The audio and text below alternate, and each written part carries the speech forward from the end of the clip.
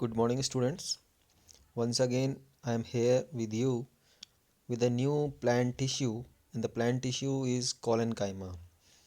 I am recalling a little bit that yesterday we were discussing about permanent tissues of the plant, and I told you that permanent tissues are classified in two categories: simple permanent and complex permanent. And I started simple permanent tissue, and I told you about various features of parenchyma. So today I am discussing the second tissue. The second tissue is collenchyma. Okay, students, don't be confused. Yesterday I told you about chlorenchyma, which is a modification of parenchyma. ठीक है, today this is the quite different thing, collenchyma. अब अक्सर बच्चों को confusion हो जाता है कि कॉलेनकाइमा और क्लोरेनकाइमा एक ही। क्लोरेनकाइमा जो है वो पेरेनकाइमा का पार्ट है, ये नेक्स्ट टाइप का आपका टिश्यू है। This is called collenchyma. ठीक है, now today we have to discuss about various characteristic features of the collenchyma and its various functions. ठीक है, so I am going to start. Initially I am talking about the characteristic features. तो आपको मैं ये बताऊँ, similar to the parenchyma, these are also living tissues. मतलब ये भी सारे के सारे जो हैं लिविंग टिश्यूज़ हैं, लिविंग सेल्स के बने हुए होते हैं। And it has cells which are somewhat elongated. वहाँ पे हमने देखा था पेरेनकाइमेटस सेल्स जो थी आपकी स्पेरिकल शेप की थी। ठीक है, बट ये लिटिल बिट क्या होती है, इलोंगेटेड होती हैं, लंबी सी सेल्स होती हैं। ठीक है, रॉड शेप कह सकते हैं आप। And the cell wall are thick except at the angular region. ठीक है, where the cells joint, the thickening are cause due to the deposition of cellulose और पैक्टिन। ठीक है, अब हमने कल देखा था कि जो पेरेनकाइमेटस टिश्यू है इसकी जो सेल वॉल है काफ़ी थिन थी। वहीं कंपैरेटिवली अगर आप देखेंगे तो जो कॉलेनकाइमा की जो सेल वॉल हैं ये उनके कंपैरिजन में थोड़ा सा थिक हो जाती हैं, और स्पेशली कॉर्नर्स पे तो काफ़ी थिक होती हैं। और थिक कॉर्नर्स पे इनकी थिकनिंग का जो रीज़न ये होता है कि now I am going to show you, here you can observe in this one figure. Corners पे आप देख रहे हैं कि ये थिक हो जा रही है, रेड कलर का आपको एक डिपोजिशन यहाँ पे नज़र आ रहा है।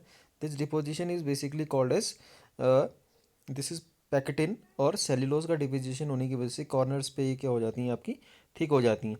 ठीक है, now I am coming to the previous slide.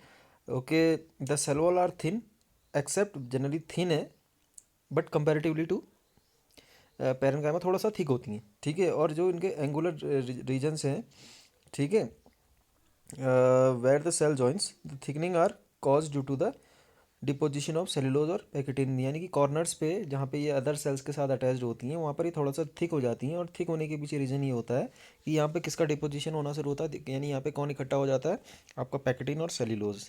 There is less or no cellular intercellular space. Yesterday we studied that the parenchymatous cells के बीच में बहुत ज़्यादा इंटरसेलुलर स्पेस होता है। यहाँ पे बहुत कम या नहीं के बराबर आपका इंटरसेलुलर स्पेस होता है। The cells are living, have distinct nucleus and dense protoplasm. Similar to the parenchyma, these are also living cells, और इनका भी न्यूक्लियस इनके पास प्रेजेंट होता है, और इनका साइटोप्लाज्म भी जो है, प्रोटोप्लाज्म भी जो है डेंस होता है। दे ऑफन कंटेन क्लोरोफिल, इनके पास भी क्लोरोफिल प्रेजेंट हो सकता है। नाउ फंक्शंस की बात करें, now what are their functions. The first function is providing mechanical strength is the primary function. यानी कि इनका जो मेन काम होता है मैकेनिकल स्ट्रेंथ देने का काम करता है। वहीं हमने पेरेन्काइमा में देखा था कि वो स्टोरेज का काम ज़्यादा कर रहे थे, या मॉडिफिकेशन, या आपने देखा था कि फोटोसिंथेसिस में हेल्प कर रहे थे, या फ्लोट करने में बायंसी प्रोवाइड कर रहे थे। वहीं इसका काम क्या है, मैकेनिकल सपोर्ट, यानी प्लांट को सीधे इरेक्ट खड़े होने में मदद करता है। और इसके अलावा ये प्लांट को फ्लेक्सिबिलिटी प्रोवाइड करता है। आपने देखा होगा अगर आप प्लांट के स्टेम को कभी बेंड करना चाहते हैं तो इजीली स्टेम बेंड हो जाता है। ठीक है, तो this is due to the collenchyma tissue because it also provides flexibility. Except it also since we know that it's a living tissue, और मैंने कहा था कि इसके पास क्लोरोप्लास्ट भी होता है जिसके पास क्लोरोफिल होता है, तो it also helps in the process of the photosynthesis. ठीक है, due to the presence of chlorophyll pigment. अब बात करें इनके लोकेशन की, इनकी लोकेशन कहाँ होती है, ये कहाँ पर प्रेजेंट होते हैं। ठीक है, तो they are present below the epidermis in dicot stem and leaves. अगर आप एपिडर्मिस क्या है, अब आपके लिए कंफ्यूजिंग पॉइंट है। ठीक है, अगर प्लांट का आप क्रॉस सेक्शन काटें, क्रॉस सेक्शन मतलब आप उसका सेक्शन कटिंग करें, अगर आप उसका हॉरिजेंटल सेक्शन काट के अगर आप चेक करें और माइक्रोस्कोप में आप चेक करेंगे तो सबसे बाहर की ओर जो टिश्यू की लेयर नज़र आती है उसको एपिडर्मिस बोलते हैं। तो डाइकॉट और मोनोकॉट दो कैटेगरीज में प्लांट को बांटा गया है। तो डाइकॉट प्लांट की जो एपिडर्मिस है, एपिडर्मिस के स्टेम, अगर हम स्टेम का ट्रांसफर सेक्शन कट करें या लीफ का ट्रांसफर सेक्शन कट करें तो एपिडर्मिस के जस्ट नीचे आएगा स्टेम और लीव्स में, और आपका कॉलन कायमा जो है वो रूट्स में कम्प्लीटली क्या होता है, एब्सेंट होता है, ठीक है। It is absent in dicot roots and all parts of the monocot plants, यानी कॉलन कॉलन कायमा जो है मोनोकॉट प्लांट जो होंगे, मोनोकॉट का एग्जांपल जैसे आपका मेज है, मेज मक्का हम खाते हैं, मेज में मोनोकॉट की कैटेगरी में से रखा गया है। इसके मोनोकॉट्स के पास कॉलन कायमा एब्सेंट होगा, मेज के पास होगा ही नहीं। वहीं डाइकॉट की बात करें, डाइकॉट प्लांट जैसे फॉर एग्जांपल आप देख लेते हैं, आपने चने का पेड़ देखा होगा, ग्राम, ठीक है, gram is a example of dicot plant.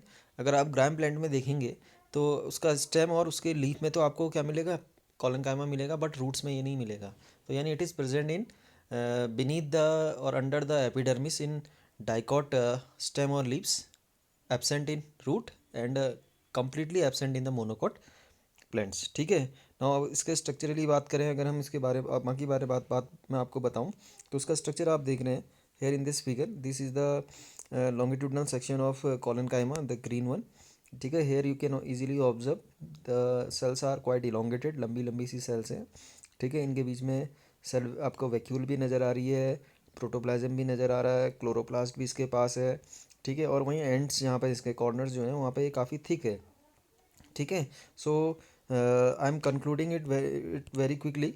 Initially I will revise the characteristic, then I will tell you about the function characteristic. All these are living cells, ठीक है, having dense protoplasm and a nucleus. Second, these cells are elongated cells. The cell wall is thin, but quite thicker than the parenchymatous cell, and it becomes thicker at the corners due to the deposition of pectin and cellulose, ठीक है। They haven't, देखो important point, they haven't intercellular space between the cells, ठीक है। And functions, the main function is providing mechanical strength to the plant, ठीक है।